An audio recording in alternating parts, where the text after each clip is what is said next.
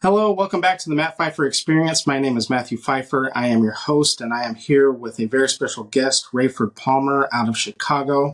He is an Illinois attorney, and he is someone who I have a lot of respect for, and I enjoy his content.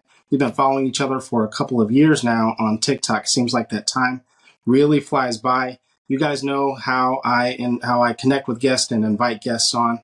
People who I would hire myself, people who I would recommend to friends and recommend to families. So if you are in Illinois, if you're going through a difficult relationship, he's someone that I definitely trust his firm. He's someone I've talked to offline. So it's not just someone that we're just trying to promote business and things like that.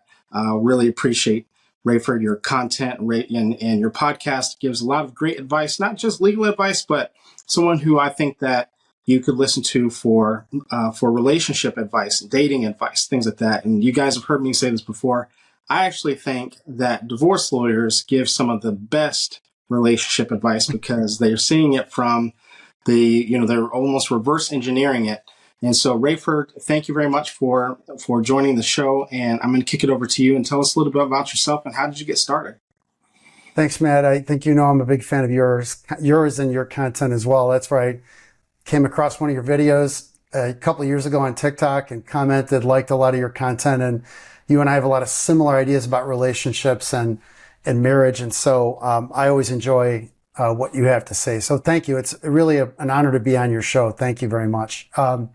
So I am an accidental divorce lawyer. I did other things other than divorce for about 8 or 10 years as a lawyer. Did personal injury, I did business litigation, I did transactions or like business deals. And I had a client ask me to do a divorce for her, and I'd never done one before. And I told her I didn't do that stuff, told her I gave her a referral.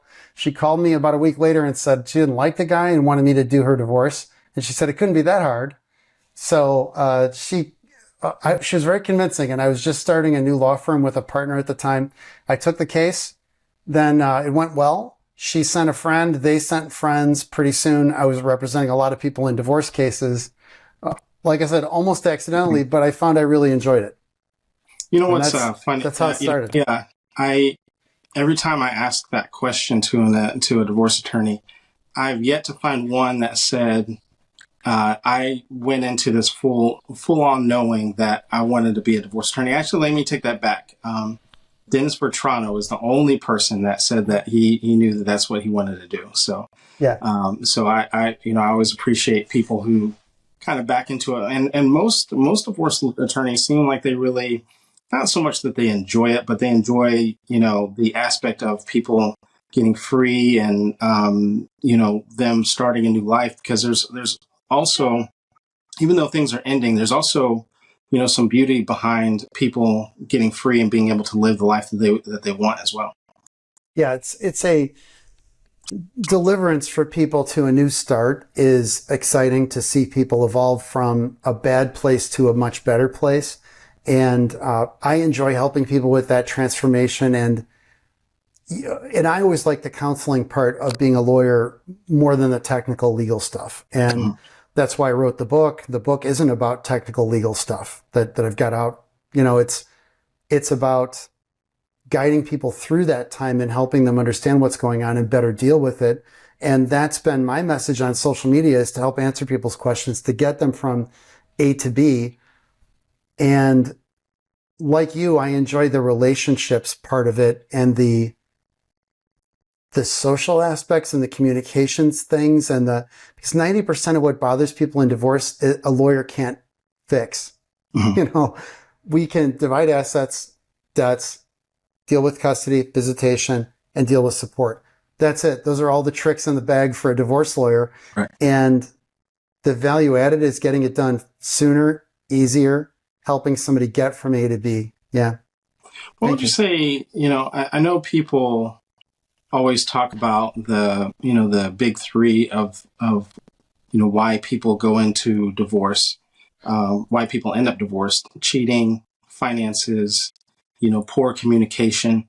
Do you think that all three of those are accurate? Do you think there's other circumstances around that, or what are your thoughts on that?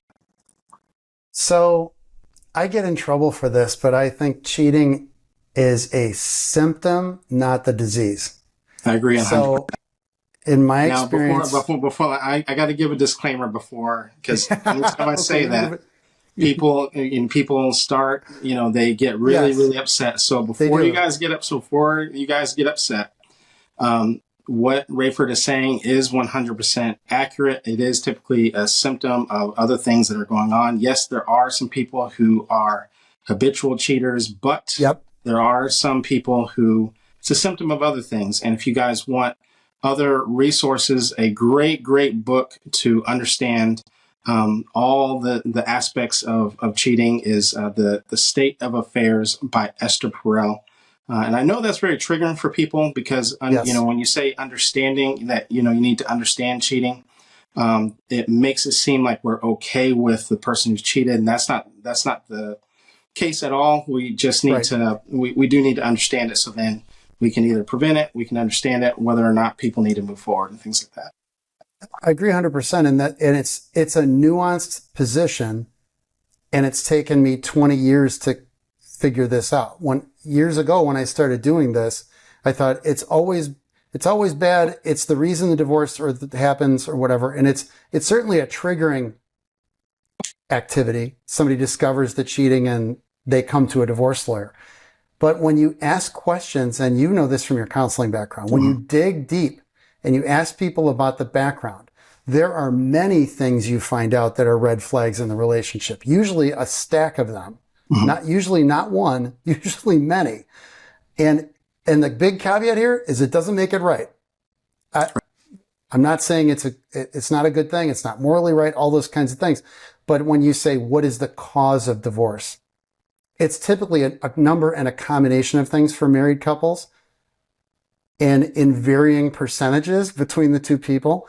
It's so rare that it's all one person and not a system, because I do believe in the family system theory, of a marriage and a family, and everybody's part of that system. So in terms of the top three, I think affairs are triggering to get people to come see a divorce lawyer, certainly.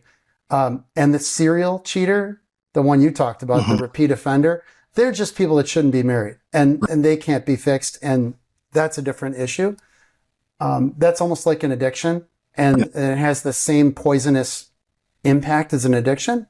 Right.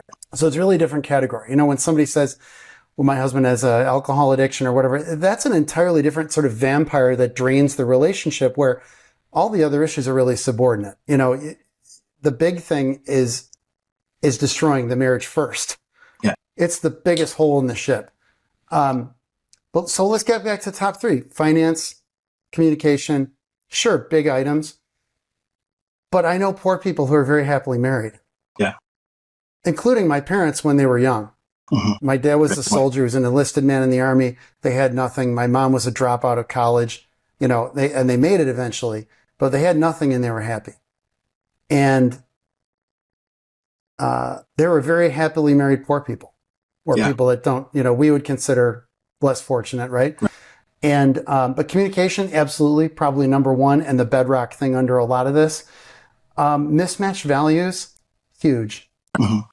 And changing values, where people aren't having conversations about needs shifting potentially over time, or people not even understanding that they have certain needs and values that have been in them but surface as they get older. You don't know your values with kids necessarily till you have kids. Right. Are there early indicators that you would say, like when people are dating or early on, some indicators that maybe people are able to recognize some of these things, or steer clear of them, or say because we talk a lot about how people are looking for red flags, and of course no one's going to be perfect or anything like that, but are there any indicators that, like you said, someone may not be able to be married or shouldn't be married, or maybe this isn't an ideal fit? Certainly cheating during the dating relationship, and I've had cases like that where the other person who comes to see me says they cheated while we were dating, but I thought when we got engaged it would be better. I thought if we got married it would be better. Literally multiple instances of catching somebody. That's not common. Yeah. But there's some obvious red flags people don't want to believe are happening, and they paper it over and they figure if I add another thing, it's going to go away. So if there are trust issues, well, if we get engaged, then it'll be okay. If we get married, then the guy will be committed to me or the lady.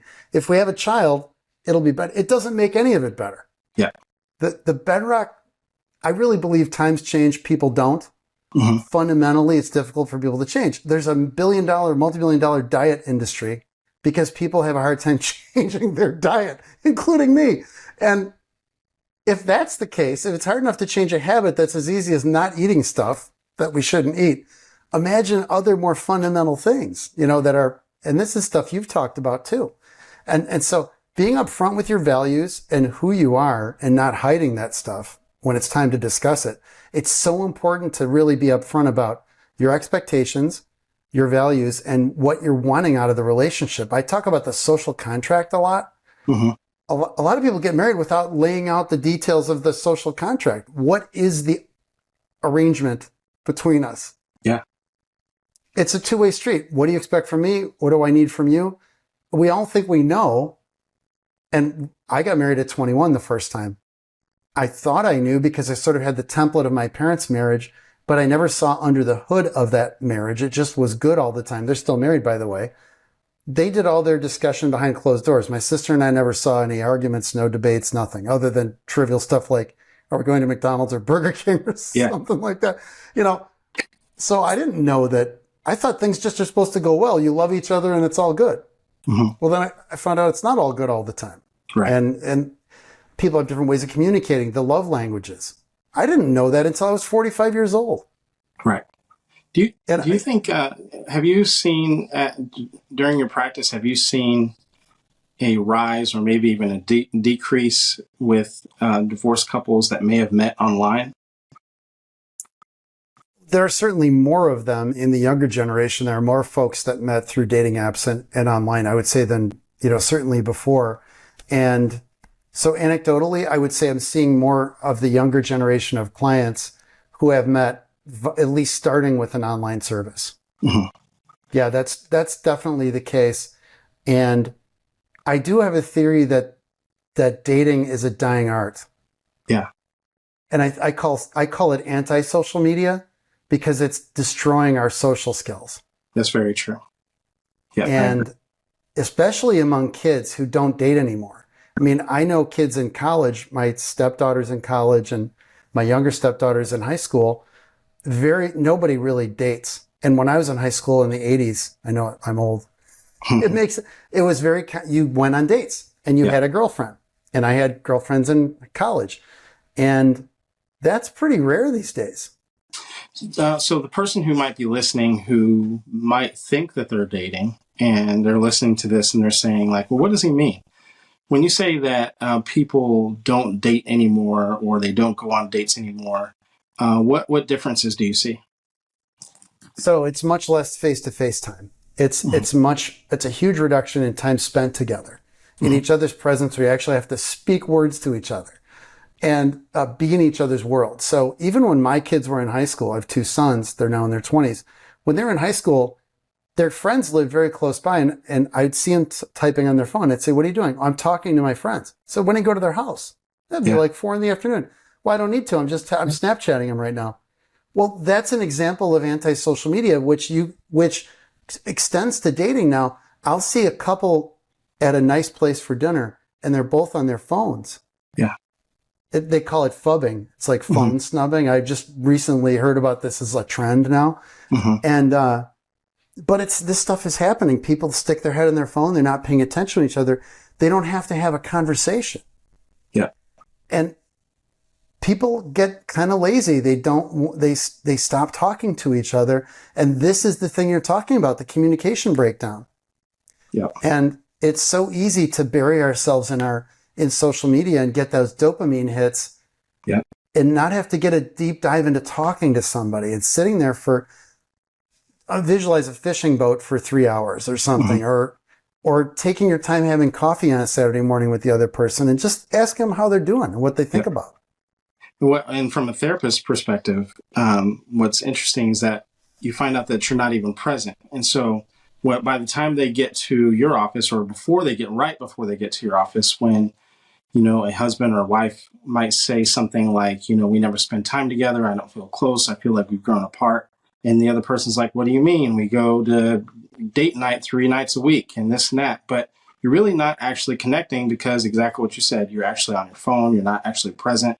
You might be physically there with that person, but you're actually still at work because you're communicating with coworkers, or you're actually with your mistress or whoever it is that you're actually messaging, or you're actually worried about the kids because you're talking to the babysitter and the nanny and things like that. And so, I can definitely see where that comes in.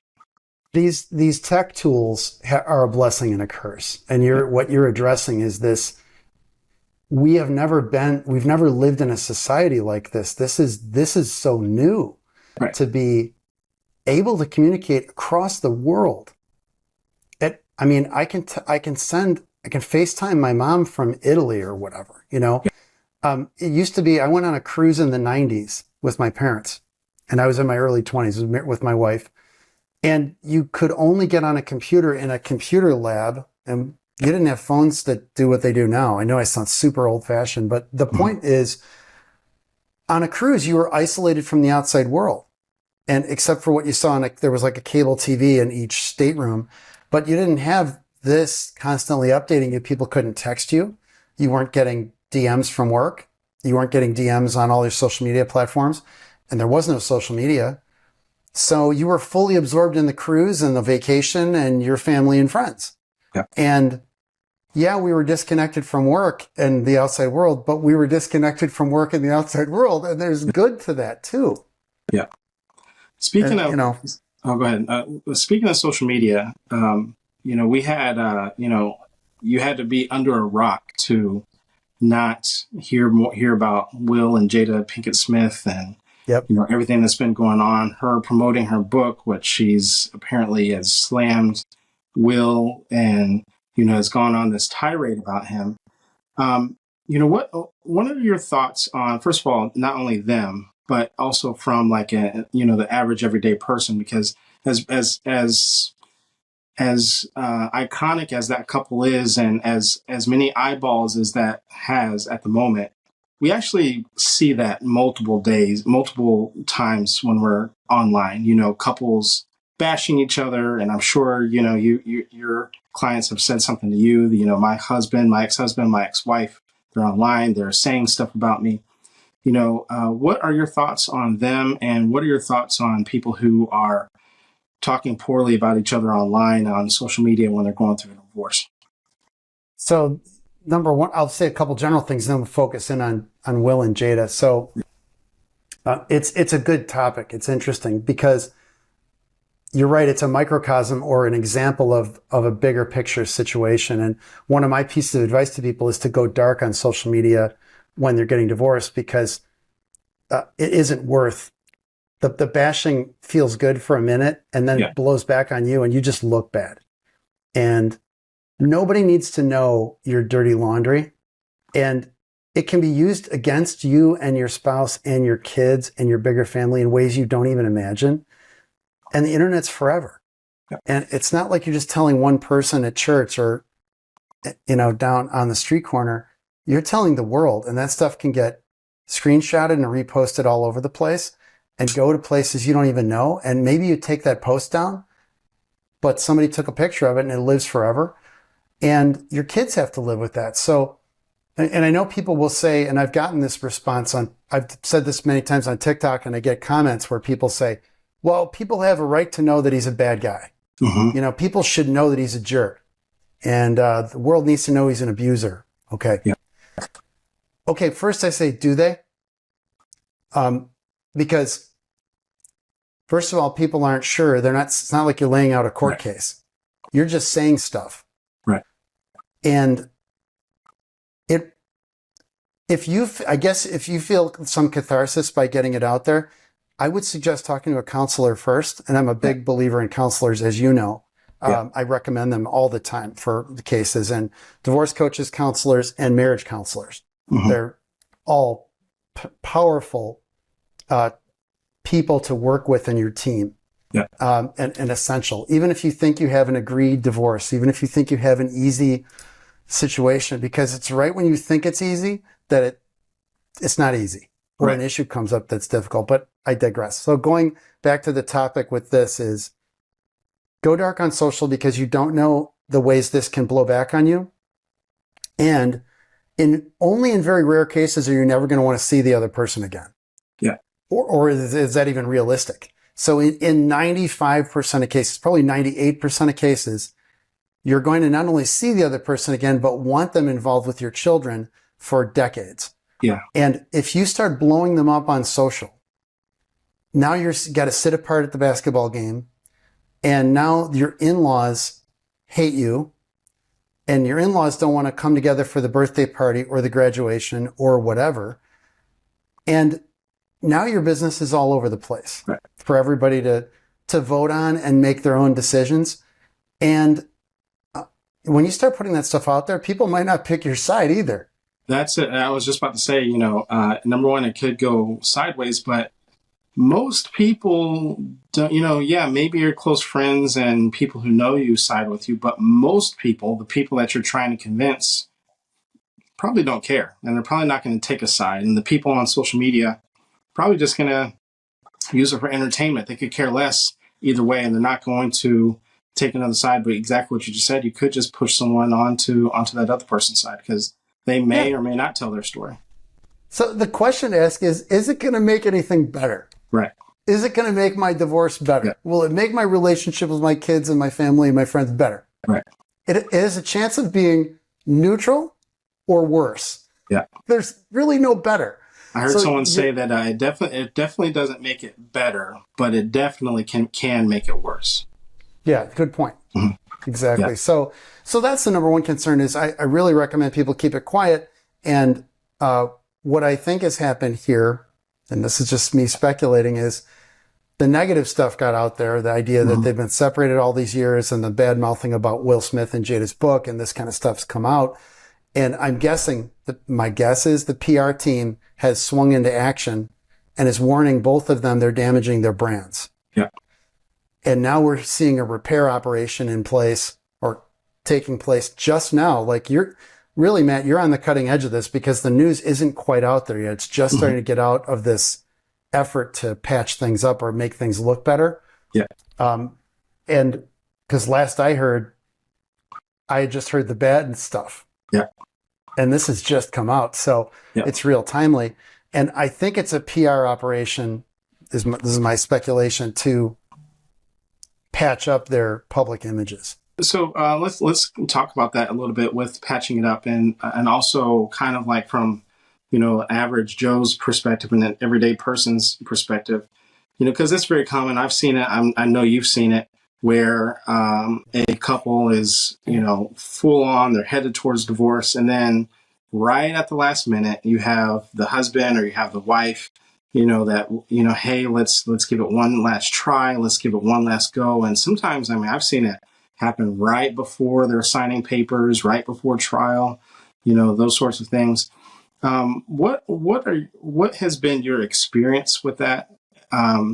Typically my experience, I can't speak for you, but my experience is that even if they do call it off, it's usually not long afterwards that they're calling me right back again, and sometimes they're right back in the same scenario or sometimes even worse because of exactly what you said before, where they now are, they tried to make it work again, but now they're pregnant, or they bought a house, or they took out a second mortgage. They bought 3 boats and cars and this and that. I call it intensifying the relationship. They, that they think that those things are going to make it better, but they ultimately put a lot more pressure onto the relationship. But what's your stance on that? And you can talk about it from Will and Jada's perspective as well, because with them now saying that they're going to try to patch things up. So starting with, I guess I'll address the Will and Jada thing and then talk about the bigger point. With Will and Jada, I think it's a different example or an unusual example because of their star power and their position as celebrities. The reality is probably the first thing that is the negative stuff is probably the reality. Again, total speculation. And this sort of happy talk that's come out recently is probably not real, or it's pumped up for public consumption. So it might not be the best example because I think there are other reasons going on for this. Hey, maybe it's legit and they're really trying to get back together. I don't know. But if you lived apart for 6 or 7 years, it's probably not looking good. Right. And so but to your point, in my experience has been the same. Once, and I'll go a step further. So I always visualize an emotional bridge that both people are walking on. And there's always one person farther across the divorce bridge than the other person. Somebody has been thinking about it for months or years before the other person and has gone through the stages of grief, and they're at acceptance or they're close to it. And that caused them to call a divorce lawyer in the first place and go through the process to get moving. And the person behind them says, I don't like this. I want to stay married. And usually it's the person behind them on the bridge that says, wait, I want to make this work. I want to try to fix the things you're saying are broken. And they either make a good faith effort or part of a good faith effort, or maybe a half-hearted or a failed effort completely, or maybe it's just lip service and it doesn't work out. It's, in my experience, and it sounds like it's very much like yours, once somebody has gotten across that bridge, it's so hard to go back. Yeah. The term I use is dead man walking. Yeah. It takes so much emotional energy. I'm sure it takes plenty of emotional energy to call a counselor. Yeah. They'll call me and they haven't called a counselor yet. And I'm kind of like, are you kidding? You haven't talked to a counselor yet? You should have talked to them years ago. Right. Number one. By the way, one thing I want to say to promote your profession is, if anything, see a counselor earlier. Always. People wait way too long to see a counselor.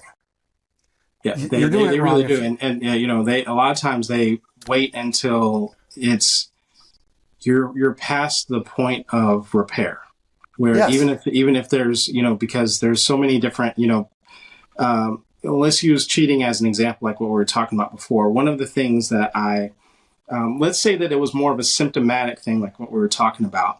And there was just a breakdown of communication. One person felt like they were growing apart. Well, that's when you really should see a counselor. But if you get to a point where you now have cheated and now trust is broken, yes, there are circumstances and there are couples that can work through it.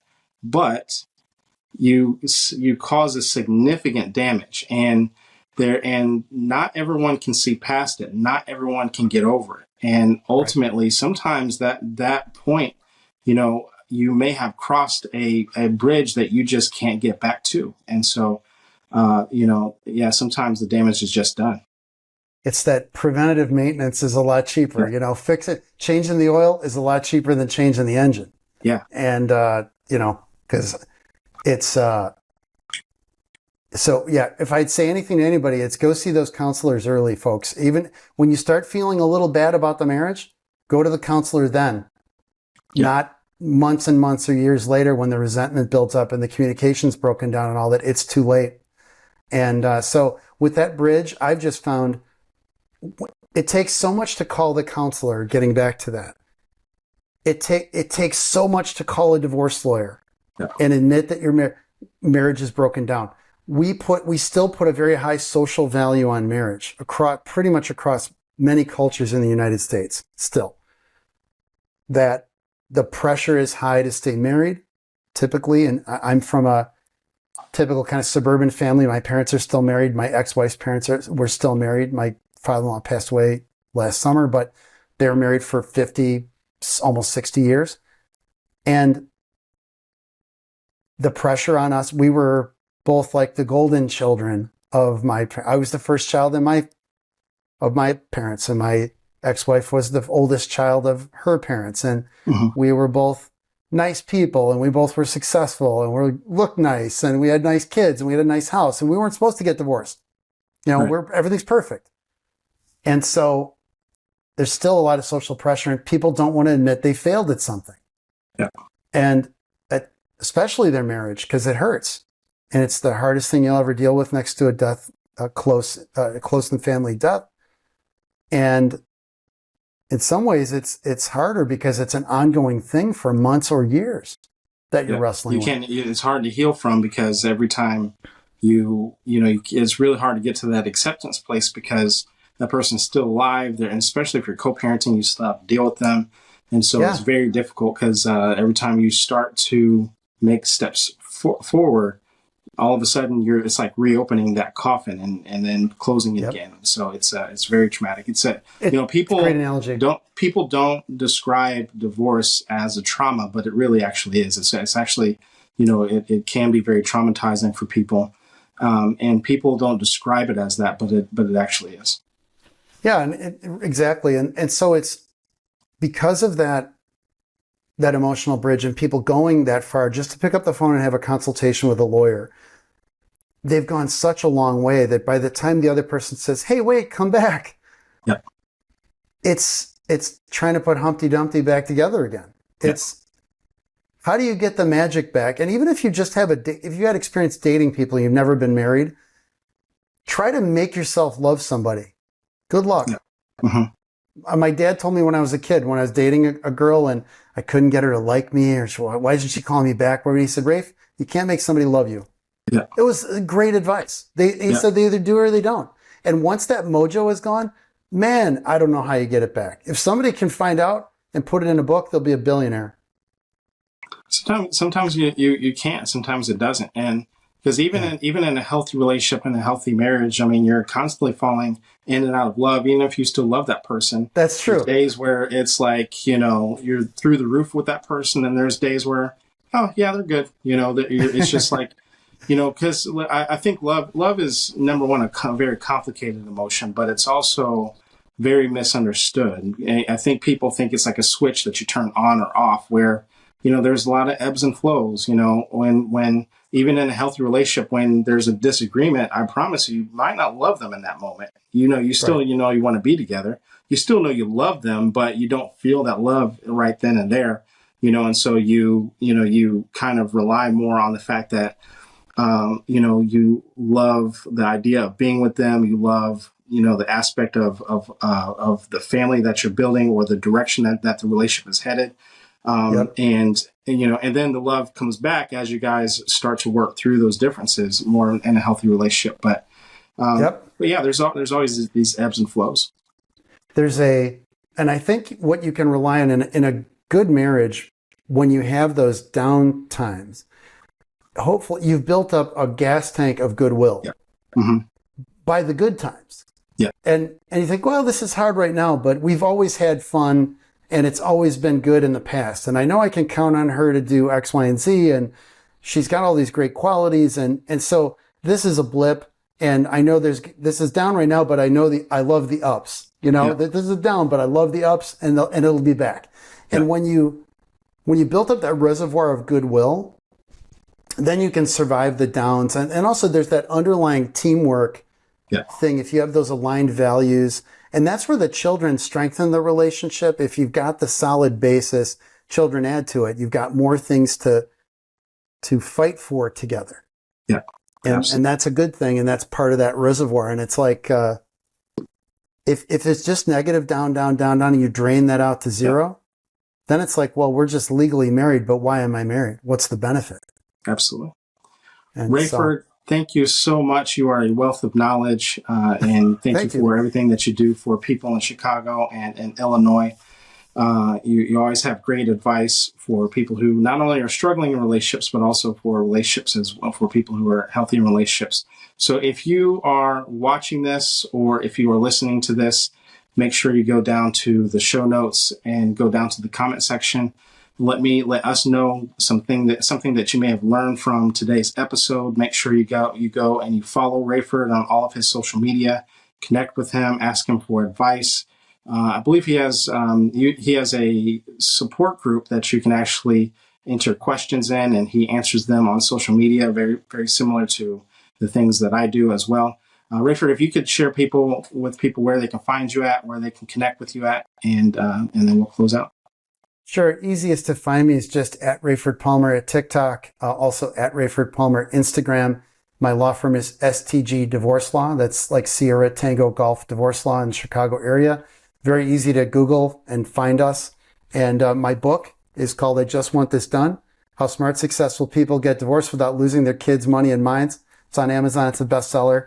But yeah, check us out. I'd love to have people interact. And we have a private Facebook group for Illinois folks thinking about divorce, talking about divorce, free to join. So thank you very much, Matt. I love the work that you do. I really enjoy it. And you provide so much value for people out there by doing these deep dives into these topics that a lot of people really just aren't talking about. And it's so valuable for your audience. And so I recommend anybody who's following me to make sure to join and follow your content as well. So thank you so much. You are welcome. Thank you very much for your kind words. I appreciate it. My pleasure. No problem.